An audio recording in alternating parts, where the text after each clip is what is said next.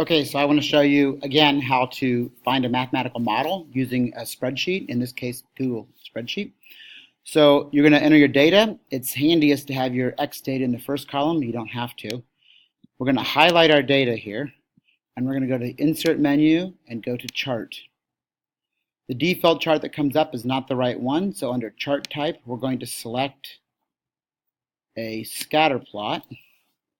And then what you want to do is right here, make sure that the x-axis is the seconds, the time, and the series, which is the y-axis, is the distance in the meters. If that's not right, you can actually click on this cell right here and go to Edit, and you can highlight the data you want to use for the x-axis. So you'll see it's sheet 1 from A5 to A17. But since that was already set up, that didn't change. Okay.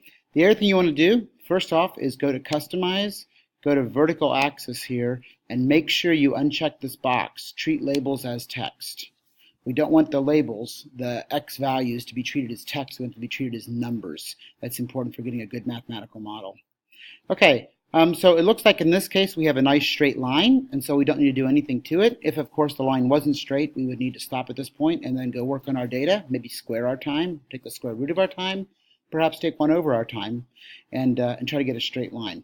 But let's assume that this is a nice straight line. So we are going to do a couple things. First of all, we're going to go to Series. We're going to add a trend line.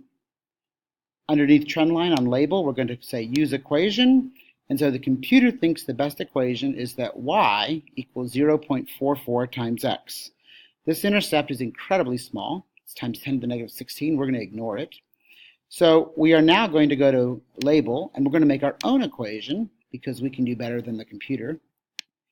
Our equation is going to be our y-axis, which is distance, equals our slope, 0.44, times our x-axis, which in this case is time. Then I'm going to go to Legend, and under Legend, I'm going to make it a little bigger.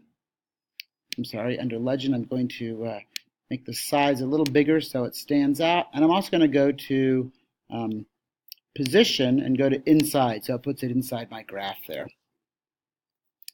Then to finish up, we need to fix our titles. So we'll go to Chart Title. So I click up here on Chart and Axes Titles. Under Title, you're going to put a title in. This is, of course, the relationship between what is on our y-axis, distance, and our x-axis, which is time, and we got to put context. So this is for a rolling ball. Then we'll go to Subtitle, and so this is where you put your name, the date, the assignment, and the period that you have class. And that's just for us teachers to help keep track of what's going on. Then we go to the horizontal axis. This is time. The quantity is time, and it's measured in seconds. And on the vertical axis, we have distance, which is measured in meters. And then you can see we've got ourselves a complete graph. So you can actually close this, and here we go. We have a math model. We can say the distance is proportional to the time, because when we graph distance and time, we got a straight line. The proportionality constant, or the slope, is 0.44. We know that if we graph distance versus time, the interpretation of this slope is the velocity.